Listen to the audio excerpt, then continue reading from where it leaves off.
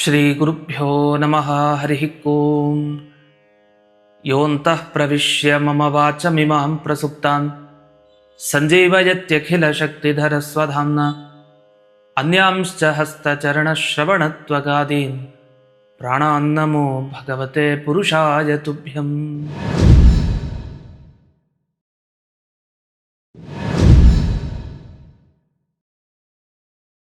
ಆಧ್ಯಾತ್ಮ ಚಿಂತನದ ಎಲ್ಲ ವೀಕ್ಷಕರಿಗೆ ಸ್ವಾಗತ. ಈ ದಿವಸ ಒಂದು ಒಳ್ಳೆ ಕಥೆಯನ್ನು ಕೇಳಲಿಕ್ಕಿದ್ದೀವಿ. ಈ ಕಥೆಯನ್ನು ತಪ್ಪದೆ ಪ್ರತಿ ಶನಿವಾರ ಕೇಳಿ. ಶನಿವಾರ ಅಂದ ಕೂಡಲೇ ನಿಮ್ಗೆ ಈಗಾಗಲೇ ಗೊತ್ತಿರಬೇಕು ಏನು, ಶನಿ ದೋಷ ಎಲ್ಲರ ಜೀವನದಲ್ಲಿ ಸಹಜ. ಸಾಡೆ ಸಾತಿ, ಅಷ್ಟಮ ಶನಿ, ಸಪ್ತಮ ಶನಿ, ನೀವು ಏನೇನು ದೋಷಗಳು ಕೇಳಿರ್ತೀರಿ, ಎಷ್ಟು ಕಾಟ, ಶನಿಗ್ರಹದ ಕಾಟ. ಈ ಕಾಟದಿಂದ ತಪ್ಪಿಸ್ಕೊಳ್ಬೇಕು ಅಂದರೆ ಏನಾದರೂ ಸುಲಭ ಪರಿಹಾರ ಇದೆಯಾ ಅಂತ ನಾವು ಬಹಳ ಯೋಚಿಸ್ತಾ ಇರ್ತೀವಿ, ಏನೇನೋ ಮಾಡ್ತಾ ಇರ್ತೀವಿ. ಸುಲಭ ಪರಿಹಾರ ಖಂಡಿತ ಇದ್ದೇ ಇದೆ. ಅದೇನು ಅಂದರೆ ಈ ಕಥೆ ಮುಂದೆ ಏನು ಕೇಳ್ತೀರಿ ಇದನ್ನು ಪ್ರತಿ ಶನಿವಾರ ತಪ್ಪದೆ ಭಕ್ತಿ ಶ್ರದ್ಧೆಯಿಂದ ಕೇಳಬೇಕು. ಆದರೆ ಯಾವಾಗ ಕೇಳೋದು? ಸಂಜೆ ಹೊತ್ತು ಕೇಳಿ. ಶುದ್ಧವಾಗಿ ಕೈಕಾಲು ತೊಳ್ಕೊಂಡು ದೇವ್ರ ಮುಂದೆ ಹೋಗಿ ತುಪ್ಪದ ದೀಪವನ್ನು ಹಚ್ಚಿ ಆಮೇಲೆ ಕಥೆಯನ್ನು ಕೇಳಿ. ಹೀಗೆ ಪ್ರತಿ ಬಾರಿಯೂ ಮಾಡ್ತಾ ಹೋಗಿ. ನಿಮಗೆ ಶನಿದೇವನ ಅನುಗ್ರಹ ಆಗುತ್ತೆ, ಲಕ್ಷ್ಮೀ ನರಸಿಂಹನ ಅನುಗ್ರಹ ಆಗುತ್ತೆ, ಎಲ್ಲ ಕಷ್ಟಗಳು ದೂರ ಆಗುತ್ತೆ. ಹಾಗಾದರೆ ಈ ಕಥೆ ಏನು ಅಂತ ಈಗ ನೋಡ್ತಾ ಹೋಗೋಣ. ಹಿಂದೆ ಸೂತ ಪುರಾಣಿಕರ ಹತ್ರ ಶೌನಕ ಋಷಿಗಳು ಹೋಗ್ತಾರೆ, ಪ್ರಶ್ನೆ ಕೇಳ್ತಾರೆ, ನಮಗೆ ಶನಿ ವ್ರತದ ಮಹಿಮೆ ತಿಳಿಸ್ಕೊಡಿ ಅಂತ. ಪರಿಹಾರ ಆಗ್ಬೇಕು ನಮಗೆ ಶನಿ ದೋಷ. ಋಷಿಗಳಿಗೇನು ತೊಂದರೆ ಇಲ್ಲ, ಪಾಪ ಎಲ್ಲ ಬೇರೆಯವ್ರಿಗೆ ಅನುಕೂಲ ಆಗಲಿ ಅಂತ ಅವ್ರು ಕೇಳಿದ್ದಾರೆ. ಸೂತ ಪುರಾಣಿಕರು ಬಹಳ ಖುಷಿಯಿಂದ, ಬೇರೆಯವ್ರಿಗೋಸ್ಕರ ಕೇಳಿದರೆ ನಾನು ಹೇಳ್ತೀನಿ, ಒಳ್ಳೇದಾಗಬೇಕು ಎಲ್ರಿಗೂ ಜಗತ್ತಿಗೆ ಅಂಥೇಳಿ ಶುರು ಮಾಡ್ತಾರೆ. ಯಯಾತಿ ವಂಶದ ಒಬ್ಬ ರಾಜ ಇದ್ದ, ಗಂಧರ್ವಪಾಲ ಅಂತ ಅವನ ಹೆಸರು. ಅವನಿಗೆ ಹೆಂಡತಿ ಇರ್ತಾಳೆ, ಅವಳ ಹೆಸರು ಯೋಗಸಿದ್ಧೆ ಅಂತ. ಇವರಿಗೆ ಮಗ ಧರ್ಮಪಾಲ ಅಂತ ಅವನ ಹೆಸರು. ನೋಡಿ, ಈ ರಾಜ ಇದ್ನಲ್ಲ, ಈ ರಾಜನಿಗೆ ಏನು ಸಮಸ್ಯೆ ಆಯ್ತಂದ್ರೆ, ಚಂದ್ರದಶೆ ಸೂರ್ಯದಶೆ ಬಂದಾಗ ಚೆನ್ನಾಗಿದ್ದ, ಏನೇನು ಕೈ ಹಾಕ್ತಾನೋ ಎಲ್ಲ ಕೆಲಸ ನಡೀತಾ ಇತ್ತು, ಎಲ್ಲ ರಾಜರನ್ನೂ ಗೆದ್ದು ಬಂದಿದ್ದ, ಅಂಥ ಗಂಧರ್ವ ಮಾಲ ರಾಜ ಇವನು. ಆದರೆ ಇವನಿಗೂ ಶನಿ ದಶೆ ಪ್ರಾರಂಭ ಆಯಿತು. ಪ್ರಾರಂಭ ಆದಾಗ ರಾಜ್ಯದಲ್ಲಿರೋ ಎಲ್ಲ ಜ್ಯೋತಿಷಿಗಳು ಬಂದು ರಾಜನೇ, ದಯವಿಟ್ಟು ನಮ್ಮ ಮಾತನ್ನು ಆಲಿಸು, ನೀನು ಕೂಡಲೇ ಶನಿಗ್ರಹ ಹೋಮ ಮತ್ತು ದಾನ ಏನೇನಿದೆ ಎಲ್ಲ ನೆರವೇರಿಸ್ಬೇಕು, ಎಷ್ಟು ಸಾಧ್ಯನೋ ಅಷ್ಟು ದಾನ ಮಾಡು, ಶನಿ ಪ್ರತಿಮೆಯನ್ನು ದಾನ ಮಾಡಬೇಕು ಅಂತ. ಆಯಿತು ಅಂತ ರಾಜ ಒಪ್ಕೊಳ್ಬೇಕು ತಾನೆ, ಪ್ರತಿ ಸಲ ಒಪ್ಕೊಳ್ತಾ ಇದ್ದ. ಅದೇನು ನೋಡಿ ಹಣೆ ಬರಹ, ಶನಿ ದಶನೇ ಹಾಗೆ. ಯಾರು ಏನು ಬಂದು ಹೇಳಿದ್ರು ತಲೆಗೆ ಹೋಗಲ್ಲ. ಏನಂದ ಗೊತ್ತಾ ರಾಜ? ಅವಮಾನ ಮಾಡ್ದ. ಏನು ಮಾಡ್ದ ಅಂದರೆ, ನಿಮಗೆ ದುಡ್ಡಿನ ಆಸೆ, ನಿಮಗೆ ಅದಕ್ಕೆ ಸಿಕ್ಕಾಬಟ್ಟೆ ದಾನ ಹೇಳ್ತಾ ಇದ್ದೀರಿ, ಮೋಸ ಮಾಡಲಿಕ್ಕೆ ನನಗಿದೆಲ್ಲ ಹೇಳ್ತಾ ಇದ್ದೀರಿ ನೀವು ಅಂತ. ಪಾಪ ಶನಿ ದಶೆ ಇದೆ ಅಂತ ಒಂದು ಲಿಸ್ಟ್ ಕೊಟ್ಟರು. ಇದನ್ನು ಕೇಳಿ ಇವನು ಗಾಬರಿ ಆಗೋಗಿದ್ದಾನೆ ರಾಜ. ವಸ್ತುತಃ ಜ್ಯೋತಿಷಿಗಳು ಅಂದ್ಕೊಂಡ್ರು ಶನಿ ದಶನೇ ಹಾಗೆ, ಏನು ಮಾಡ್ಲಿಕ್ಕೆ ಬರಲ್ಲ ಅಂತ ವಾಪಸ್ ಸುಮ್ಮನೆ ಹೊರಟು ಹೋಗ್ತಾರೆ. ಆಮೇಲೆ ನೋಡಿ, ಸ್ವಲ್ಪ ದಿವಸ ಆಗಿದ್ದಷ್ಟೇ ಏನಾಯಿತು, ಮ್ಲೇಚ್ಛ ರಾಜರು ಬಂದರು, ಆಕ್ರಮಣ ಮಾಡಿದರು. ಇವನಿಗೆ ಹೋರಾಟ ಮಾಡ್ಲಿಕ್ಕೆ ಆಗಲಿಲ್ಲ, ಇಡೀ ರಾಜ್ಯ ಕಳ್ಕೊಂಡ, ತಾನೂ ಹೊರಟೆ ಹೋದ.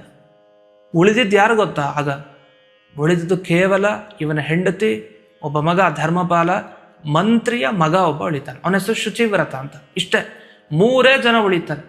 ಇನ್ನು ಎಲ್ಲರ ಕಥೆನೂ ಗೋವಿಂದ. ಏನು ಮಾಡೋದು, ಯಾರ ಹತ್ರ ಹೇಳೋದು? ರಾಣಿಗೆ ತುಂಬ ದುಃಖ ಆಯಿತು.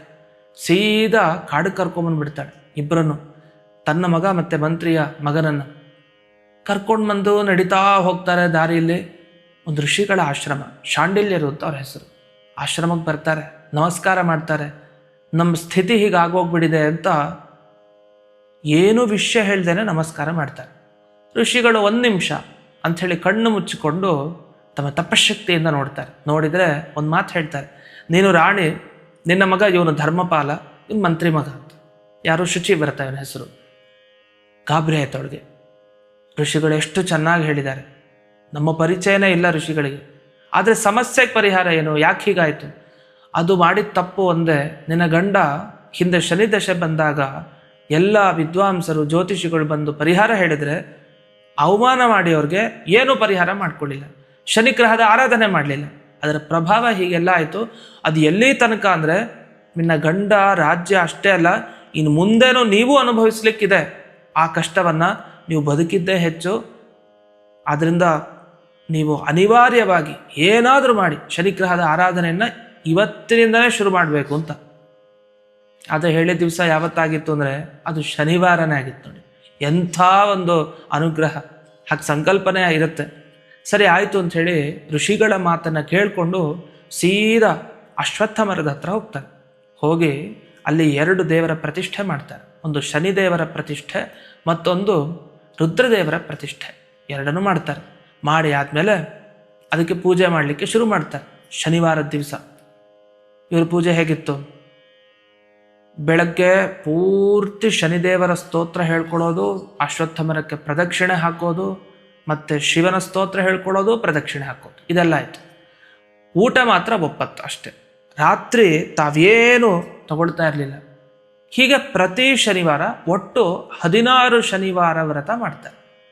ಇಷ್ಟ ಆದಮೇಲೆ ಶನಿದೇವ ತಾನೇ ಅನುಗ್ರಹ ಮಾಡಬೇಕು ಅಂತ ಮನಸ್ಸಿಗೆ ಅಂದ್ಕೊಂಡ. 16 ಶನಿವಾರ ವ್ರತ ಆಗಿದೆ ಚೆನ್ನಾಗಿ. ಈ ರಾಜನ ಮಗನಿಗೆ ಏನು ಅನ್ನಿಸ್ತಾ ಇತ್ತಂದರೆ, ಅಲ್ಲ ನನ್ನ ತಂದೆ ಏನೋ ಒಂದು ಆ ದಶೆ ಬಂದಾಗ ಪಾಪಕರ್ಮ ಮಾಡಿಬಿಟ್ಟ, ಕೇಳಬೇಕಾಗಿದ್ದ ಮಾತನ್ನು ಕೇಳಲಿಲ್ಲ, ಈಗ ಸತ್ತ ಅಂದೇನರ್ಥ? ದುರ್ಮರಣ ಆಗೋಯ್ತು, ಯುದ್ಧದಲ್ಲಿ ಸೋತ. ಅವನಿಗೆ ಈಗ ಆ ಪಾಪಗಳಿಂದ ಮುಕ್ತಿ ಆಗಬೇಕು, ಅವನಿಗೆ ಸದ್ಗತಿ ಸಿಗಬೇಕು, ರಾಜ್ಯ ವಾಪಸ್ಸಾಗಬೇಕು. ಈ ಉದ್ದೇಶ ಮಗನಲ್ಲಿ ಯಾವಾಗಲೂ ಇತ್ತು. ಇದನ್ನು ನೋಡಿ ಶನಿದೇವರು ತುಂಬ ಸಂತೋಷ ಆಯ್ತಂತೆ. ಮಗನಾಗಿ ತಂದೆಗೆ ಸದ್ಗತಿ ಆಗಬೇಕು ಅಂತ ಬಯಸ್ತಾ ಈ ವ್ರತವನ್ನು ಮಾಡಿದ್ನಲ್ಲ, ಏನೂ ಸ್ವಾರ್ಥ ಇಲ್ವಲ್ಲ, ಇವನಿಗೆ ಅನುಗ್ರಹ ಮಾಡಲೇಬೇಕು ಅಂತ ಅಂದ್ಕೊಂಡು ಒಂದು ಕಪ್ಪು ವೇಷದಲ್ಲಿ ಬರ್ತಾರೆ ಶನಿದೇವ. ಆಶ್ಚರ್ಯ, ಎಲ್ಲಿಗೆ ಬಂದ? ಸೀದಾ ಋಷಿಗಳ ಆಶ್ರಮಕ್ಕೆ. ಏನೋ ಆಗೋಗತ್ತೆ ಅಂತ ನಾವು ಅಂದ್ಕೊಳ್ಬೋದು. ಯಾಕೆ ಶನಿಗ್ರಹ ಸೀದಾ ಬರ್ತಾ ಇದೆ ಅಂದರೆ ಆಶ್ರಮದ ಕಡೆಗೆ ಏನೋ ಇದೆ ಹಬ್ಬ ಅಂತ. ಅದು ವಸ್ತುತಃ ಏನಿಲ್ಲ. ಬಂದಿದ್ದು ಯಾಕೆ? ರಾಜಕುಮಾರನ ಒಳ್ಳೇದಾಗಲಿ ಅಂತ, ಒಳ್ಳೇದು ಮಾಡೇ ಮಾಡ್ತೇನೆ ಅಂತ ಆ ಕಡೆಯಿಂದ ಬರ್ತಾ ಇರೋದು. ಆಶ್ಚರ್ಯ ನೋಡಿ, ಈ ಕಪ್ಪು ವೇಷ ಹಾಕ್ಕೊಂಡು ಯಾವಾಗ ಈ ಶನಿದೇವ ಬರ್ತಾ ಇದ್ದಾನೆ, ಈ ಪಕ್ಷಿಗಳು, ಅದರಲ್ಲಿ ಕಾಗೆ ಮತ್ತು ಹಂಸ ಮತ್ತು ಈ ಒಂಟೆಗಳೆಲ್ಲ ಇದ್ವಲ್ಲ, ಅದೆಲ್ಲ ಏನೋ ಮಾತಾಡ್ಲಿಕ್ಕೆ ಶುರು ಮಾಡೋದಂತೆ ಆ ಕಪ್ಪು ವೇಷ ಹಾಕ್ಕೊಂಡು ಬರ್ತಾ ಇರೋ ವ್ಯಕ್ತಿ ಹತ್ರ. ಶನಿದೇವನಿಗೆ ಭಯ, ಅಯ್ಯೋ ನನ್ನ ವಾಹನ ಕಾಗೆ ಇಲ್ಲೇ ಇದೆ, ಈ ಕಾಗೆ ಏನಾದ್ರು ಹೇಳಿಬಿಟ್ರೆ ನಾ ಏನು ಮಾಡಲಿ, ಮತ್ತೆಲ್ಲವೂ ನನ್ನನ್ನು ಸುತ್ತುವರ್ತಾ ಇದೆ, ಏನಾದರೂ ಮಾಡಿ ದೂರ ಮಾಡಬೇಕು ಅಂಥೇಳಿ ಎಲ್ಲದರ ಜೊತೆಗೆ ಮಾತಾಡಿ ಹೋಗಿ ಹೋಗಿ ಅಂಥೇಳಿ ಕಳಿಸಿದ್ನಂತ ಶನಿದೇವ. ಸರಿ, ಅದಾದ್ಮೇಲೆ ಮುಂದಿನ ಘಟನೆ ಏನಂದರೆ, ಶಾಂಡಿಲ್ಯ ಮುನಿಗಳ ಆಶ್ರಮದ ಹತ್ರ ಒಂದು ಅಶ್ವತ್ಥ ಮರ ಏನಿತ್ತಲ್ಲ, ಆ ಮರದ ಮೇಲೆ ಹತ್ತುಕೊಂಡು ಬಚ್ಚಿಟ್ಕೊಂಡಿರ್ತಾನೆ. ಅದರ ಮುಂಚೆ ಒಂದು ವ್ಯವಸ್ಥೆ ಮಾಡಿರ್ತಾನೆ. ಏನು ವ್ಯವಸ್ಥೆ ಅಂದರೆ, ಪ್ರತಿನಿತ್ಯ ಇವರು ಯಮುನಾ ನದಿ ಹತ್ತಿರ ಬಂದು ಸ್ನಾನ ಮಾಡ್ತಾಯಿದ್ರು. ಅದರಲ್ಲಿ ಈ ಶನಿವಾರದ ದಿವಸ ಆಗಿತ್ತು, ಈ ಶನಿಗ್ರಹ ಬಂದಾಗ ಯಮುನಾ ನದಿ ತೀರ ಹತ್ರ ಅವತ್ತು ಸ್ನಾನ ಮಾಡ್ಲಿಕ್ಕೆ ಬಂದಿದ್ದು ಬೇಗನೆ ಶುಚಿವ್ರತ ಮಂತ್ರಿಯ ಮಗ. ಅವನು ಬರೋ ಮುಂಚೆ ಒಂದು ವ್ಯವಸ್ಥೆ ಮಾಡಿದ್ದಂತೆ. ಏನು ಮಾಡಿದ್ದ ವ್ಯವಸ್ಥೆ ಅಂದರೆ, ಒಂದು ದೊಡ್ಡ ಕಲಶ, ಅದರಲ್ಲಿ ಪೂರ್ತಿ ಬಂಗಾರದ ನಾಣ್ಯವನ್ನು ತುಂಬಿಸಿಟ್ಟಿದ್ದಾನೆ ಶನಿದೇವ. ತುಂಬಿಸಿ ಬಚ್ಚಿಟ್ಕೊಂಡಿದ್ದಾನೆ. ಈ ಕಡೆ ಶುಚಿವ್ರತ ಸ್ನಾನ ಮುಗಿಸ್ಕೊಂಡ, ಒಂದು ತಮ್ಗೆ ಇಟ್ಕೊಂಡು ಎಲ್ಲ ಹಾಕ್ಕೊಂಡು ಸ್ನಾನ ಮಾಡಿಕೊಂಡು ತಿರುಗ್ತಾನೆ, ನೋಡ್ತಾನೆ, ದೊಡ್ಡ ಕಲಶ. ಏನಿದು ಅಂತ ಬಹಳ ಆಶ್ಚರ್ಯದಿಂದ, ಕ್ಯೂರಿಯಾಸಿಟಿ ಜಾಸ್ತಿ. ಬಂದ ಹತ್ರಕ್ಕೆ ಬಂದು ಹಿಂಗೆ ಹತ್ಕೊಂಡು, ಕಲಶ ಹತ್ತದ ಲೆಕ್ಕ ಹಾಕೊಂಡು ಹತ್ಕೊಂಡು ಬಗ್ಗು ನೋಡ್ತಾನೆ. ನೋಡಿದರೆ ಬಂಗಾರದ ನಾಣ್ಯ ತುಂಬಿ ತುಳುಕ್ತಾ ಇದೆ. ಖುಷಿಯಾಗ್ಬಿಡ್ತು. ಎತ್ಕೊಂಡು ಹೋಗೋಣ ಅಂತ ಅನ್ಸತ್ತಾ? ಅಲ್ಲ, ಯಾಕೆಂದರೆ ಯಾವುದೋ ದಾರಿಯಲ್ಲಿರೋದಿದು. ದಾರಿಯಲ್ಲಿ ದುಡ್ಡು ಬಿದ್ದಿದ್ರೆ ನೋಡಿ ಆಚೆ ಈಚೆ ಎತ್ಕೊಂಬಂದ್ಬಿಟ್ರೆ ಹಾಗೆ ಮಾಡ್ತಾರಾ? ಹಾಗೆ ಮಾಡಬಾರ್ದು. ಇವ್ನು ನೋಡ್ದ ಸುತ್ತಲೂ ಮುತ್ತಲು ಕಾಡು ಬೇರೆ, ಯಾರು ನೋಡ್ತಾರೆ? ನೋಡಾದ್ಮೇಲೆ ಒಂದು ನಿಮಿಷ ನಿಂತ, ಏನು ಮಾಡಬೇಕು ಗೊತ್ತಾಗಲಿಲ್ಲ. ಅಷ್ಟೊತ್ತಿಗೆ ಶನಿದೇವ ಸೂಚನೆ ಕೊಟ್ಟ. ಅಲ್ಲಿ ಮರದ ಹಿಂದೆ ಬಚ್ಚಿಟ್ಕೊಂಡಿದ್ದ ಶನಿದೇವ ತಾನು ಎಲೆಗಳ ಶಬ್ದ ಮಾಡಿಸ್ದ. ಶಬ್ದ ಆದ ಕೂಡಲೇ ಇವನೊಂದ್ಸಲಿ ಆ ಕಡೆ ನೋಡ್ತಾನಂತೆ. ಎಲ್ಲಿ? ಅಶ್ವತ್ಥ ಮರದ ಹತ್ರ ನೋಡ್ತಾನೆ, ಏನೂ ಕಾಣಿಸಲ್ಲ. ಅಷ್ಟೊತ್ತಿಗೆ ಹಿಂಗೆ ತಿರುಗ್ತಾನೆ, ಶಬ್ದ ಕಿವಿಗೆ ಬೀಳುತ್ತೆ, ಶರೀರವಾಣಿ. ಅದು ಮಾತಾಡಿದ ಶನಿದೇವನೇ, ಇನ್ನೇನು ಅಶ್ವತ್ಥ ಮರ ಮಾತಾಡಲಿಲ್ಲ. ಆದರೆ ಇವನಿಗೇನು ಅನ್ನಿಸ್ತು, ಅಶ್ವತ್ಥ ಮರ ಮಾತಾಡ್ತಾ ಇದೆ ಅಂತ. ಯಾಕೆ? ಅಶ್ವತ್ಥ ಮರದ ಹತ್ರ ಇರುವಂಥ ಶಿವನ ಪೂಜೆ, ಶನಿ ಪೂಜೆಯನ್ನು ಇವರು ಮಾಡ್ತಾ ಇರ್ತಾರೆ ಯಾವಾಗಲೂ. ಸರಿ, ಅಲ್ಲಿಂದೇನು ಕೇಳಿಸ್ತೀವ್ರು ಕಿವಿಗೆ ಅಂದರೆ, ಕೇಳಿಸಿದ್ದಿಷ್ಟು, ಅಶ್ವತ್ಥನೇ ಅನುಗ್ರಹ ಮಾಡ್ತಾ ಇದ್ದ ನಿನಗೆ, ಇದನ್ನು ತಗೊಂಡು ಹೋಗು ಅಂತ. ಏನೋ ಈ ಬಂಗಾರದ ನಾಣ್ಯ ಇರೋ ಕಲಶ. ಖುಷಿಯಾಗ್ಬಿಡುತ್ತೆ. ಓ, ನಮ್ಗೆ ಅನುಗ್ರಹ ಮಾಡಿದ್ದಾನೆ, ನಾವಿಷ್ಟು ಕಷ್ಟದಲ್ಲಿದ್ವಿ ಅಂಥೇಳಿ ಮಂತ್ರಿ ಮಗ ಏನಿರ್ತಾನೆ ಶುಚಿವ್ರತ, ಅದನ್ನೆಲ್ಲ ತಗೊಂಡು ವಾಪಸ್ ಬರ್ತಾನೆ ಆಶ್ರಮಕ್ಕೆ. ಆಗ ರಾಣಿ ಕೇಳ್ತಾಳೆ, ಎಲ್ಲಿ ಸಿಕ್ತು ಏನು ಅಂತ. ಎಲ್ಲ ಘಟನೆ ಹೇಳಾದ್ಮೇಲೆ ಒಂದು ಮಾತು ಹೇಳ್ತಾಳೆ. ಎಂಥ ಮಾತು! ಈಗ ಏನೇನು ಸಿಕ್ಕಿದೆಯಲ್ಲ ಇದನ್ನು ಎಲ್ಲ ಹಂಚ್ಬಿಡಪ್ಪ ಅಂತ. ಇವರೇ ಕಷ್ಟದಲ್ಲಿದೆ. ಶನಿ ದಶೆಯ ಪ್ರಭಾವ ಹೇಗಾಗಿದೆ ಅಂತ ಈಗ ತಾನೇ ನಮಗೆ ಗೊತ್ತಿದೆ. ಅಷ್ಟು ಕಷ್ಟಪಡ್ತಾ ಇದ್ದಾರೆ. ಏನೋ ಅದೃಷ್ಟಕ್ಕೆ ಸಿಕ್ತು ಅಂದರೆ ದಾನ ಧರ್ಮ ಮಾಡು ಅಂತ ಉಪದೇಶ ಕೊಡ್ತಾಳೆ. ಅದರಲ್ಲಿ ಅರ್ಧ ಭಾಗ ನೀನು ದಾನ ಮಾಡು, ಅರ್ಧ ಭಾಗ ನನ್ನ ಮಗ ದಾನ ಮಾಡ್ತಾನೆ. ಒಟ್ಟು ಯಾರ್ಯಾರಿಗೆ ಏನೇನು ಹಂಚ್ಬೇಕೆಲ್ಲ ಹಂಚ್ಬಿಟ್ಟು ಖಾಲಿ ಮಾಡಿಬಿಡಿ ಅಂತ. ಸರಿ ಆಯಿತು ಅಂತ ಶುಚಿವ್ರತ ಸೀದಾ ಧರ್ಮಪಾಲನ ಹತ್ರ ಬರ್ತಾನೆ. ನಾನು ಬೆಳಗ್ಗೆ ಹೋಗಿದ್ದೆ, ಹೀಗೆಲ್ಲ ಆಯಿತು, ಇದನ್ನು ಹಂಚ್ಬಿಡ್ಬೇಕು ಅಂತ ಇದ್ದೀನಿ, ಹಾಗೆ ಒಳ್ಳೆ ಕೆಲಸ ಅವಶ್ಯವಾಗಿ ಮಾಡು. ಇಲ್ಲ, ಅರ್ಧ ಭಾಗ ನಿನಗೆ ಪುಣ್ಯ ಬರಲಿ, ಅರ್ಧ ಭಾಗ ನೀನು ಹಂಚು, ನಾನಿನ ಅರ್ಧ ಭಾಗ ನಾನು ಹಂಚ್ತೀನಿ ಅಂತ. ಧರ್ಮಪಾಲ ಹೇಳ್ತಾನೆ, ಬೇಡ, ಸಿಕ್ಕಿದ್ದು ನಿನಗೆ, ಯಾಕೋ ನನಗೆ ದೇವ್ರ ಪರೀಕ್ಷೆ ಮಾಡ್ತಾ ಇದ್ದಾನೆ ಅಂತ ಅನ್ನಿಸ್ತಾ ಇದೆ, ನನಗೆ ಬೇಡ, ಇದು 1 ರೂಪಾಯಿನೂ ಬೇಡ ನನಗಿದ್ರಲ್ಲಿ, ನೀನೇ ಹಂಚ್ಬಿಡಲ್ಲ ಅಂತ. ಅದಕ್ಕಿಲ್ಲ, ಇಲ್ಲ ತಾಯಿ ಆಜ್ಞೆ ಆಗಿದೆ, ದಯವಿಟ್ಟು ನೀನು ಹಾಗೆ ಮಾಡಬೇಡ, ನಾವು ಹಂಚಬೇಕು, ಇಬ್ಬರು ಜೊತೆಗೆ ಒಡಿಯೇ ಹಂಚೋಣ ಅಂತ. ಒಪ್ಪೋದೇ ಇಲ್ಲ ಅವನು. ಇಲ್ಲ, ನಾನು ತಾಯಿಗೆ ತಿಳಿಸ್ತೀನಿ, ನನಗೆ ಬೇಡವೇ ಬೇಡ, ನನಗೆ ದೇವರು ಸಾಕ್ಷಾತ್ತಾಗಿ ನೀಡಿದರೆ, ಈ ಥರ ನನಗೆ ಅನುಗ್ರಹ ಮಾಡಿದರೆ ನಾನು ಅದನ್ನು ಮಾಡ್ತೀನಿ, ಇಲ್ಲ ಅಂದರೆ ನನಗೆ ಇಲ್ಲಿ 1 ನಾಣ್ಯನೂ ಬೇಡ ಅಂತ ಹೇಳ್ದೆ. ಸರಿ ಆಯಿತು ಅಂಥೇಳಿ ಶುಚಿವ್ರತ ತಾನೇನು ಮಾಡ್ದ, ದಾನ ಧರ್ಮ ಮಾಡೋದ್ರ ಮುಂಚೆ ಹೋಗಿ ಒಂದು ಕಡೆ ಇಟ್ಟನಂತೆ. ನೋಡೋಣ, ಕಾಲ ಬಂದಾಗ ಮುಂದೆ ನೋಡೋಣ, ಸದ್ಯಕ್ಕಂತೂ ಇದರ ರಕ್ಷಣೆ ಮಾಡೋಣ ಅಂಥೇಳಿ ಒಂದು ಕಡೆ ಹೂತಿಟ್ಟು. ಮುಂದೇನಾಯಿತು ಅಂದರೆ ಧರ್ಮಪಾಲ ಇನ್ನೂ ಶನಿವಾರ ಜಾಸ್ತಿ ವ್ರತ ಮಾಡಲಿಕ್ಕೆ ಶುರು ಮಾಡ್ದ. ಕೊನೆಗೆ ಒಟ್ಟು 8 ತಿಂಗಳಾಗಿದೆ, 32 ಶನಿವಾರ ಆಗೋಗಿದೆ ವ್ರತ, 33ನೇ ಶನಿವಾರ ವ್ರತ ಇತ್ತು. ಆಗ ಅಂದಿನ ದಿವಸ ಶನಿದೇವ ತಡಿಲಿಕ್ಕಾಗಲಿಲ್ಲ. ಅಲ್ಲಿವರೆಗೂ ಎಲ್ಲಿದ್ದ ಗೊತ್ತಾ, ಈ ಅಶ್ವತ್ಥ ಮರದ ಮೇಲೇ ಕೂತಿದ್ದಂತೆ. ಇವ್ರು ಪೂಜೆ ಮಾಡ್ತಾರೆ ಅಂತ ಕಾಯ್ತಾ, ಇವ್ರಿಗೆ ಅನುಗ್ರಹ ಮಾಡಬೇಕು, ಟೈಮ್ ಬರಲಿ ಅಂತ ಕಾಯ್ತಾ ಇದ್ದ. ಸರಿಯಾಗಿ ಬಂತು 33ನೇ ಶನಿವಾರ, ಕೆಳಗಿಳಿದೇ ಬಂದು ನಾನು ಯಾರು ಗೊತ್ತಾ ನಿನಗೆ ಅಂತ ಪರಿಚಯ ಮಾಡ್ಕೊಳ್ತಾನೆ. ಯಾರಿಗೆ? ಧರ್ಮಪಾಲನಿಗೆ. ಯಾರು ನೀನು? ನಾನು ಶನಿದೇವ, ನಿನ್ನ ಅನುಗ್ರಹಕ್ಕೆ ಬಂದಿದ್ದೀನಿ ಅಂತ. ತಕ್ಷಣ ಏನು ಮಾಡ್ಬೋದು ಧರ್ಮಪಾಲ? ಬಾಯಿಗೆ ಬಂದಾಗ ಬೈಬೋದು ಅಂತ ನಾವು ಅಂದ್ಕೊಳ್ತೀವಿ, ಆದರೆ ಹಾಗೆ ಮಾಡಲಿಲ್ಲ. ತನ್ನ ತಂದೆಗೆ ಆಯಿತು ದ್ರೋಹ, ಶನಿದೇವನಿನ ದ್ರೋಹ ಅಲ್ಲ, ಅವಮಾನ ಮಾಡಿದ್ದ ತನ್ನ ತಂದೆನೇ ತಾನೆ. ಅದಕ್ಕೆ ನಮಸ್ಕಾರ ಮಾಡ್ತಾನೆ ಧರ್ಮಪಾಲ. ನಮಸ್ಕಾರ ಮಾಡಿದ್ಮೇಲೆ ಶನಿದೇವ ಹೇಳ್ತಾನೆ, ನೋಡು, ಏನಿಲ್ಲ, ನಿನ್ನ ತಂದೆಗೆ ನಾನು ಕಷ್ಟ ಕೊಟ್ಟೆ, ಯಾಕೆಂದರೆ ಅವನು ಶನಿ ದಶೆ ಬಂದಾಗ ಅವನು ಮಾಡಬೇಕಾಗಿದ್ದ ಕೆಲಸ ಮಾಡಲಿಲ್ಲ, ಧರ್ಮ ಕಾರ್ಯ ಮಾಡಲಿಲ್ಲ, ಏನು ಪರಿಹಾರ ಹೇಳಿದ್ರು ಅದೇನು ಮಾಡಲಿಲ್ಲ. ಅಂತ ಉದಾಸೀನ ಮಾಡೋ ಥರ ಏನೋ ಮೋಸ ಮಾಡಲಿಕ್ಕೆ ಎಲ್ಲ ಬಂದು ಹೇಳ್ತಾ ಇದ್ದಾರೆ ನನಗೆ ದಾನ ಧರ್ಮ ಮಾಡಲಿಕ್ಕೆ ಅಂತ ಅಂದುಕೊಂಡ. ಅದರ ಪ್ರಭಾವ ಹೀಗೆಲ್ಲ ಆಗೋಯ್ತು, ನಾನು ಏನು ಮಾಡಲಿಕ್ಕೆ ಆಗಲಿಲ್ಲ. ಆದರೆ ನೀವು ಹಾಗೆ ಮಾಡಲಿಲ್ಲ, ಅವನ ವಂಶದವರಾಗಿ ನನ್ನ ಮಗನಾಗಿ ನಿನ್ನ ಕರ್ತವ್ಯ ನೀನು ಪಾಲನೆ ಮಾಡಿದ್ಯಾ, ನಿನ್ನ ಚೆನ್ನಾಗಿ ವ್ರತ ಮಾಡಿದ್ಯಾ, ನಂಗೆ ತುಂಬ ಸಂತೋಷ ಆಗಿದೆ. ಯಾಕೆಂದರೆ ನನ್ನ ಅನುಗ್ರಹದಿಂದ ನಿನ್ನ ತಂದೆ ಅಷ್ಟೇ ಅಲ್ಲ, ಹಿರಣ್ಯಕಶಿಪು ನರಸಿಂಹದೇವ್ರ ಕೈಲಿ ಸತ್ತ. ಯಾಕೆ? ನನ್ನ ದಶೆ ಇತ್ತು ಅವನಿಗೆ, ಹಾಗಾಗಿ ಅವನಿಗಾಯ್ತು. ಹೀಗೆ ಇನ್ನೂ ಉದಾಹರಣೆಗಳನ್ನು ಕೊಡ್ತಾ ಹೋಗ್ತಾನೆ ಶನಿದೇವ. ನನ್ನಿಂದ ಹೀಗಾಯಿತು, ಅವ್ರಿಗೆ ಹೀಗಾಯಿತು, ಇವ್ರಿಗಾಯಿತು ಅಂತೆಲ್ಲ. ಮುಂದೆ ಯಾರ್ದು? ಹಿರಣ್ಯಾಕ್ಷನಿಗೆ ವರಾಹ ದೇವರಿಂದ ಹೊಡೆತ ಬಿತ್ತು, ಸಂಹಾರನೇ ಆಯಿತು ಹಿರಣ್ಯಾಕ್ಷನ್. ಯಾಕೆ? ನನ್ನ ದಶೆ ಇತ್ತು, ಅವನೇನೂ ಮಾಡಲಿಲ್ಲ, ಅದಕ್ಕೆ ಅವನು ಅನುಭವಿಸ್ದ. ಅಷ್ಟೇ ಯಾಕೆ, ಬಲಿಚಕ್ರವರ್ತಿ ನಿಗ್ರಹ ಆಯಿತು, ವಾಮನದೇವರು ಬಂದು ತಲೆ ಮೇಲೆ ಸ್ಪರ್ಶ ಮಾಡಿದರು, ಪೂರ್ಣ ಎಲ್ಲವನ್ನೂ ಕಳ್ಕೊಂಡ. ಯಾಕೆ? ನನ್ನ ದಶೆ ನಡೀತಾ ಇತ್ತು, ಹಾಗಾಗಿ ಅವನಿಗೆ ಹಾಗಾಯಿತು. ಅಷ್ಟೇ ಅಲ್ಲ, ಸತ್ಯ ಹರಿಶ್ಚಂದ್ರ ಸ್ಮಶಾನ ಕಾಯುವಂಥ ಪರಿಸ್ಥಿತಿ ಬಂತು ಅವನಿಗೆ. ಯಾಕೆ ಬಂತು? ಶನಿ ದಶೆ ಇದ್ದಿದ್ದರಿಂದ. ಈ ಥರ ಎಲ್ಲ ದೇವತೆಗಳು ನನ್ನ ನೋಡಿದ್ರೆ ಭಯಗೊಳ್ತಾರೆ ಅಂತ.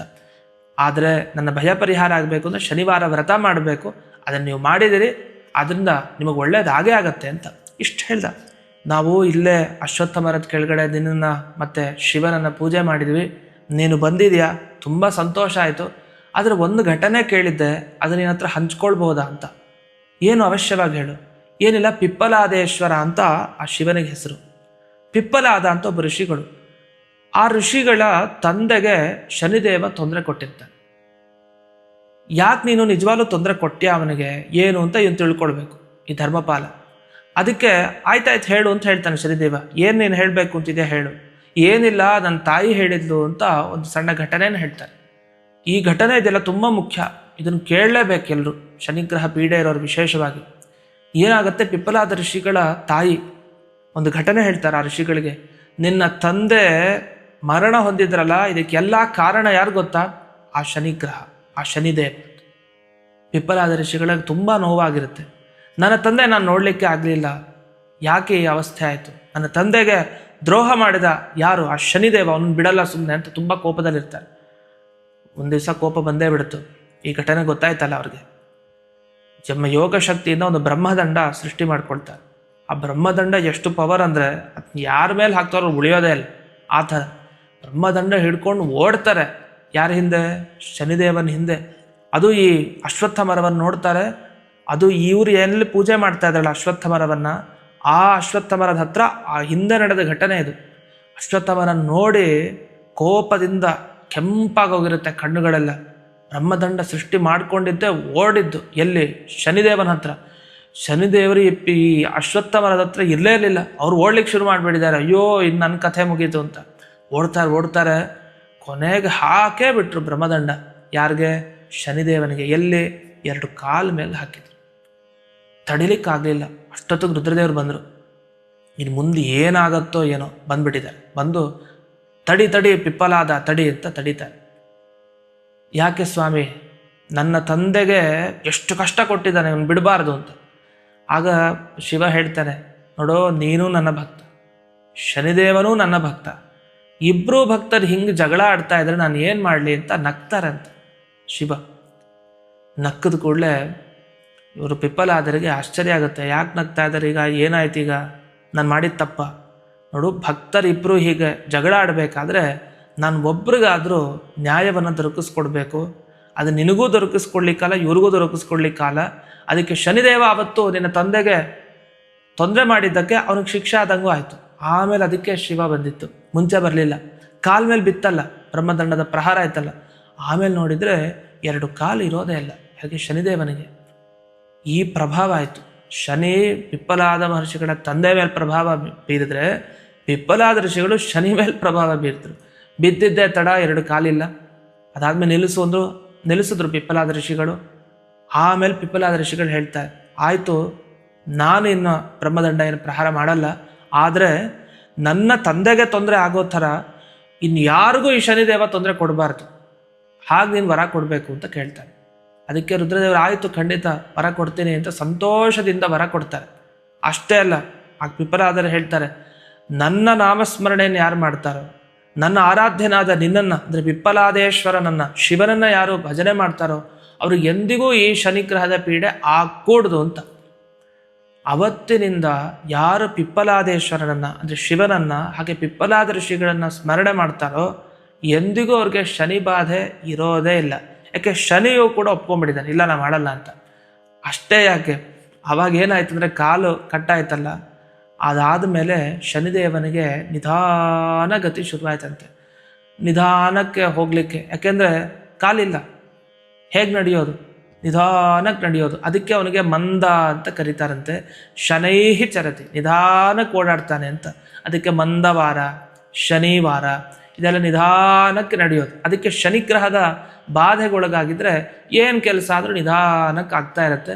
ಅದು ಪಿಪ್ಪಲಾದ ಋಷಿಗಳು ತಾವು ಆ ಶನಿ ಮೇಲೆ ಮಾಡಿದಂತಹ ಒಂದು ವ್ಯಾಪಾರದಿಂದ ಇಷ್ಟೆಲ್ಲ ಆಯಿತು. ಇದನ್ನೆಲ್ಲ ಈ ಧರ್ಮಪಾಲ ತಾನು ಶನಿದೇವನಿಗೆ ಹೇಳ್ತಾ ಇದ್ದಾನೆ. ಶನಿದೇವನಿಗೆ ನಗು ಬರ್ತಾ ಇದೆ. ಹೌದೌದು, ಆ ಪಿಪ್ಪಲಾದ ಋಷಿಗಳ ಮುಂದೆ ನನಗಾದ ಘಟನೆ ನೆನಪಿಸ್ಕೊಂಡ್ರೆ ನನಗೆ ಈಗಲೂ ನಗು ಬರುತ್ತೆ ಅಂತ. ವಸ್ತುತಃ ಏನಂದರೆ, ಶನಿದೇವನಿಗೆ ಕಾಲು ಹೋಯಿತು ಅಂತಂದರೆ ಹಾಗಾದ್ರೆ ನಡಿಲಿಕ್ಕಿಲ್ವ ಶನಿದೇವ? ಅದೊಂದು ಸೂಚನೆಯನ್ನು ಕೊಟ್ಟಿದ್ದು. ನಾನಿದ್ದರೆ ಅವಾಗ ಏನೇ ಕಾರ್ಯ ಆದರೂ ನಿಧಾನಕ್ಕಾಗತ್ತೆ ಅಂತ. ಯಾಕಂದ್ರೆ ಇನ್ನೊಂದು ರೂಪದಿಂದ ಇವತ್ತಿನ ದಿವಸ ಧರ್ಮಪಾಲನ ಮುಂದೆ ನಿಂತಿದ್ದಾರೆ ಶನಿದೇವರು. ಇಲ್ಲಿ 2 ಕಾಲಿದೆ ಅವರಿಗೆ. ಅದರಿಂದ ಅವತ್ತು ಸೂಚನೆ ಕೊಟ್ಟಿದ್ದು. ಅದರಿಂದ ನನ್ನ ದಶೆ ಬಂದರೆ ಹುಷಾರಾಗಿರಿ ಎಲ್ಲರೂ. ಅಷ್ಟೇ ಅಲ್ಲ, ನಿಮಗೆ ಪರಿಹಾರನೂ ಕೊಟ್ಟಿದ್ದೀನಿ. ಪಿಪ್ಪಲಾದ ಋಷಿಗಳು ಸ್ಮರಣೆ ಮಾಡಿ ಪಿಪ್ಪಲಾದೇಶ್ವರನ ಅನುಗ್ರಹಕ್ಕೆ ಪಾತ್ರರಾಗಿ ಅಂತ ಇದನ್ನೆಲ್ಲ ಹೇಳಿ ನಮಸ್ಕಾರ ಮಾಡ್ತಾನೆ. ಮಾರನೇ ದಿವಸ ಒಂದು ಪರೀಕ್ಷೆ ಆಯಿತು. ಮತ್ತೆ ಇದು ಹಿಂದಿನ ಘಟನೆ ಆಯಿತು. ಏನು ಪರೀಕ್ಷೆ ಆಯಿತು? ಧರ್ಮಪಾಲ ಯಮುನಾ ನದಿ ತೀರಕ್ಕೆ ಸ್ನಾನಕ್ಕೆ ಹೋಗಿದ್ದಾನೆ. ಹೋದರೆ ರತ್ನ ಕುಂಡ ನೋಡ್ತಾನೆ. ಎಲ್ಲ ರತ್ನರಾಶಿಗಳು ಚೆಲ್ಲು ಹೋಗಿದೆ ಪೂರ್ತಿ. ಆ ನದಿ ಹತ್ರ ಕುಂಡವನ್ನು ನೋಡಿದ್ದಾನೆ, ಎಲ್ಲ ಚೆಲ್ಲು ಹೋಗಿದೆ. ನೋಡಿ ಆಶ್ಚರ್ಯ ಆಗುತ್ತೆ. ನಾನು ಇಷ್ಟು ದಿವಸ ಬಂದಿದ್ದೆ ಸ್ನಾನಕ್ಕೆ, ಈ ಥರ ರತ್ನರಾಶಿ ಬಿದ್ದಿರೋದನ್ನು ನೋಡಲೇ ಇಲ್ಲ, ಆಶ್ಚರ್ಯ ಅಂದ್ಕೊಳ್ತಾನೆ. ಆಮೇಲೆ ಸ್ನಾನ ಎಲ್ಲ ಮಾಡಿಕೊಂಡ, ತಿರುಗಿದ್ರೆ ಎಷ್ಟು ಬಂಗಾರದ ಕಲಶ ನೋಡಿದ್ದಾರೆ ಅಂದರೆ 101 ಬಂಗಾರದ ಕಲಶ ಪೂರ್ತಿ ತುಂಬ ಹೋಗಿದೆ ಬಂಗಾರ. ಅಷ್ಟು ನೋಡಿದ ಮೇಲೆ ಗಾಬರಿ ಆಗೋಯ್ತು. ಯಾರು ತಂದಿಟ್ರು? ದಿನ ಸ್ನಾನಕ್ಕೆ ಬರ್ತೀನಿ, ಒಂದೊಂದು ಕಲಶ ಎತ್ತೋದೇ ಕಷ್ಟ ಇದೆ, 101 ಕಲಶ ಪೂರ್ತಿ ಬಂಗಾರ ತುಂಬಿರೋದು ಯಾರಿಟ್ಟಿದ್ದಾರೆ ಅಂತ ವಿಚಾರ ಮಾಡ್ತಾನೆ. ಆ ಕಡೆ ಈ ಕಡೆ ಸುತ್ತಾಡ್ತಾನೆ. ಅಷ್ಟೊತ್ತಿಗೆ ಒಬ್ಬ ಮುದುಕ ಬ್ರಾಹ್ಮಣ ಬರ್ತಾನೆ. ಆ ಕಡೆ ನಿಧಾನಕ್ಕೆ ನಡ್ಕೊಂಡು ಬಂದು, ಏನಿಲ್ಲ, ನೀನು ಇಷ್ಟು ದಿವಸ ವ್ರತ ಮಾಡಿದ್ಯಲ್ಲಪ್ಪ, ಯೋಚಿಸ್ಬೇಡ, ಆ ದೇವರೇ ವರ ಕೊಟ್ಟಿದ್ದಾನೆ. ಇದೆಲ್ಲ ಆ ಪಿಪ್ಪಲಾದೇಶ್ವರನ ಅನುಗ್ರಹ, ಆ ಅನುಗ್ರಹದಿಂದ ನನಗೆ ಸಿಕ್ಕಿದೆ, ಹಾಗಾಗಿ ಇದನ್ನೆಲ್ಲ ನೀನು ತಗೊಂಡು ಹೋಗು ಅಂತ ಆ ವೃದ್ಧ ಬ್ರಾಹ್ಮಣ ಹೇಳ್ತಾನೆ. ಆ ವೃದ್ಧ ಬ್ರಾಹ್ಮಣ ಬೇರೆ ಯಾರು ಅಲ್ಲ, ಈ ಶನಿದೇವನೇ ಬಂದಿದ್ದು, ಪರೀಕ್ಷೆ ಮಾಡ್ತಾ ಇರೋದು. ಇವನಿಗೆ ದುಡ್ಡಿನ ಆಸೆ ಇದೆಯಾ ಏನು ಅಂತ. ಆದರೆ ಇವನಂತಾನೆ, ನಾನು ಇದನ್ನ ಇಟ್ಕೊಂಡು ಏನು ಮಾಡಲಿ, ನನಗಿದು ಯಾವುದು ಬೇಡ, ನನಗೆ ನನ್ನ ತಂದೆಗೆ ಸದ್ಗತಿ ಆಗಬೇಕು, ರಾಜ್ಯ ವಾಪಸ್ ಸಿಗ್ಬೇಕಷ್ಟೇ, ಈ ದುಡ್ಡನ್ನು ತೊಗೊಂಡು ನಾನೇನು ಮಾಡಲಿ, ನನಗಿವೆಲ್ಲ ಬೇಡ ಅಂತ ಹೇಳ್ತಾನೆ. ಅದಕ್ಕೆ ಇಲ್ಲಪ್ಪ, ನಿನಗೋಸ್ಕರ ದೇವರು ಕೊಟ್ಟಾಗ ನೀನು ಬೇಡ ಅನ್ಬಾರ್ದು ಅಂತ ತಗೊಳ್ಳೇ ಇಲ್ಲ. ಅವನು ವಾಪಸ್ ಹೊರಟೋಗ್ಬಿಡ್ತಾನೆ. ಮಾರನೇ ದಿವಸ ಬರ್ತಾನೆ. ಮಾರನೇ ದಿವಸ ಬಂದ ಇನ್ನೊಂದು ಆಶ್ಚರ್ಯ, ಮದುವೆಗೆ ಅಂತ ಒಬ್ಳು ಹುಡುಗಿ ಹಾಗೆ ಬಂದು ನಿಂತೇ ಬಿಟ್ಟಿರ್ತಾಳೆ ಧರ್ಮಪಾಲನ ಹತ್ರ. ಯಾರು ಸಾಮಾನ್ಯ ಅಲ್ಲ, ಅಪ್ಸರಾ ಸ್ತ್ರೀ ಬಂದಿರ್ತಾಳೆ. ಅವಳು ಬಂದು ಪರಿಚಯ ಮಾಡ್ಕೊಳ್ತಾಳೆ, ನಾನು ಗಂಧರ್ವನ ಮಗಳು, ನಿನ್ನ ಮದುವೆ ಆಗಬೇಕು ಅಂತಿದ್ದೀನಿ, ಮದುವೆ ಆದಮೇಲೆ ನಾವು ವಿಹಾರ ಮಾಡ್ಕೊಂಡು ಆರಾಮಾಗಿ ಇದ್ಬಿಡೋಣ ಅಂತ. ಇದು ಆಸೆ ತೋರಿಸ್ಲಿಕ್ಕೆ, ನೋಡೋಣ ಇದಕ್ಕಾರು ಬೀಳ್ತಾನ ಅಂತ. ದುಡ್ಡಿಗೆ ಬೀಳಲಿಲ್ಲ, ಹೆಣ್ಣಿಗೆ ಬೀಳ್ತಾನ ಅಂತ ಪರೀಕ್ಷೆ ಆಗ್ತಾ ಇದೆ. ಅದಕ್ಕೂ ನಂತಾನೆ, ನಿನ್ನಿಂದ ನನಗೇನು ಉಪಯೋಗ ಇಲ್ಲ, ಯಾಕೆ ನಾನು ಏನು ಮದುವೆ ಆಗಬೇಕು, ನನ್ನ ಉದ್ದೇಶ, ನಾನು ಮಾಡ್ತಾ ಇರೋ ತಪಸ್ಸೇನು ಅಂದರೆ ಈಗಲೂ ನನ್ನ ತಂದೆಗೆ ಸದ್ಗತಿ ಆಗಬೇಕು, ರಾಜ್ಯ ವಾಪಸ್ ಸಿಗ್ಬೇಕು, ಇಷ್ಟೇ. ಇದಕ್ಕೋಸ್ಕರ ನಾನು ಮಾಡ್ತಾ ಇರೋದು, ಅದನ್ನು ದಯವಿಟ್ಟು ವಾಪಸ್ ಹೋಗ್ಬೋದೇನು ಅಂತ. ಅವಳಿಗೆ ತಲೆ ಕೆಡಿಸ್ಕೊಳ್ತಾಳೆ. ಯಾಕೋ ಇದಾಗಲಿಲ್ಲ. ಶನಿದೇವನ ನಗು ಬರ್ತಾ ಇದೆ. ಎಂಥ ಅಪ್ಪ, ಹೆಸರಿಟ್ಟಾಗೆ ಧರ್ಮ ಪಾಲನೆ, ನೀನು ಎಂದಿಗೂ ಅಧರ್ಮ ನಡೆಯೋದೇ ಇಲ್ಲ ನಿನ್ನ ಜೀವನದಲ್ಲಿ ಅಂತ ಅನ್ಕೊಂಡು ನಗ್ತಾ ಸುಮ್ಮನಿದ್ದ. ಮಾರನೇ ದಿವಸ ನಿಜವಾಗಿ ಒಂದು ಒಳ್ಳೆ ಅನುಗ್ರಹ ಮಾಡ್ತಾನೆ. ಏನು ಮಾಡ್ತಾನೆ ಅಂದರೆ, ಹಿಂದಿನ ದಿವಸ ಅಪ್ಸರಾ ಸ್ತ್ರೀ ಬಂದಿದ್ಲಲ್ಲ, ಅವಳು ತನ್ನ ಅಪ್ಪನನ್ನು ಕರ್ಕೊಂಬಂದ್ಬಿಟ್ಟಿರ್ತಾಳೆ. ಮಾರನೇ ದಿವಸ ಕರ್ಕೊಂಡು ಬಂದು ತಾನು ಹೇಳ್ತಾಳೆ, ಈಗ ನನ್ನ ತಂದೆಯನ್ನು ಕರ್ಕೊಂಬಂದಿದ್ದೀನಿ, ನನ್ನ ತಂದೆ ಮುಂದೆನೇ ಅಪ್ಪಣೆಯನ್ನು ಪಡ್ಕೊಂಡು ನಾವು ಮದುವೆ ಆಗೋಣ ಅಂತ.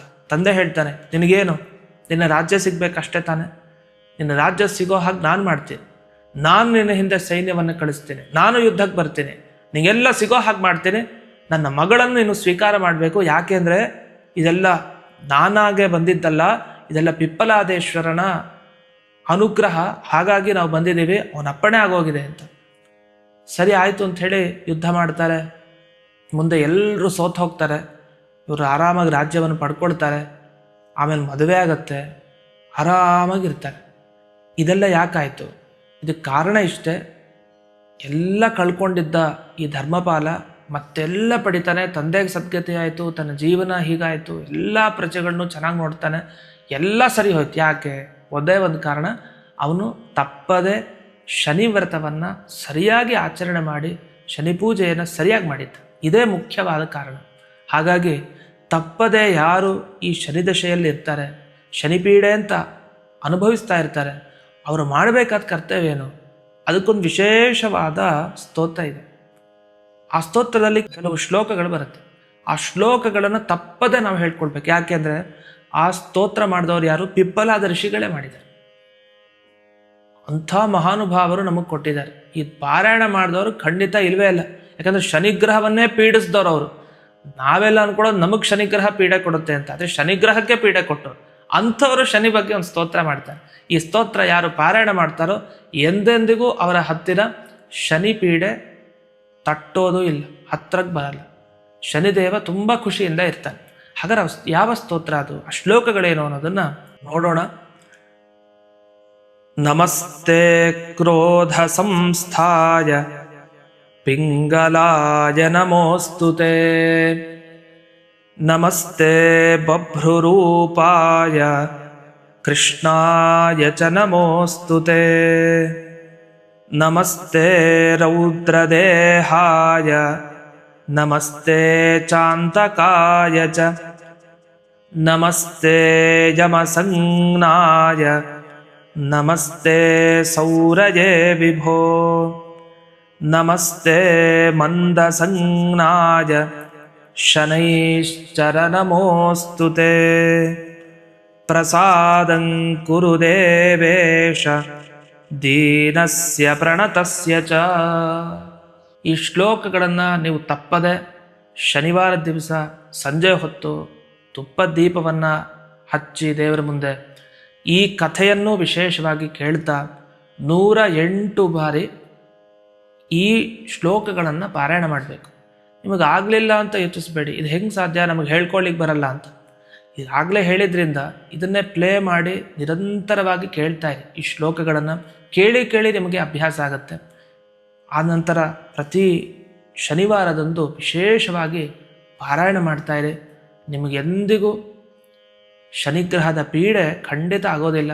ವಿಶೇಷವಾಗಿ ಶನಿದೇವನ ಅನುಗ್ರಹ ಆಗೇ ಆಗುತ್ತೆ. ಎಷ್ಟು ವಿಶೇಷ ಅಂದರೆ ನೀವು ಪಾರಾಯಣ ಮಾಡೋದ್ರಿಂದ ನಿಮ್ಮ ಕುಟುಂಬಕ್ಕೂ ಒಳ್ಳೆಯದಾಗತ್ತೆ, ಒಬ್ರಿಗಷ್ಟೇ ಅಲ್ಲ. ಈ ಕಥೆಯನ್ನು ನಾವು ಕೇಳಿದ್ವಿ, ಹಾಗಾಗಿ ಈ ಕಥೆಯನ್ನು ಕೇಳ್ತಾ ಕೇಳ್ತಾ ಇದು ಪಾರಾಯಣ ಮಾಡೋದಕ್ಕೆ ತುಂಬ ಮಹತ್ವವನ್ನು ಕೊಟ್ಟಿದ್ದಾರೆ.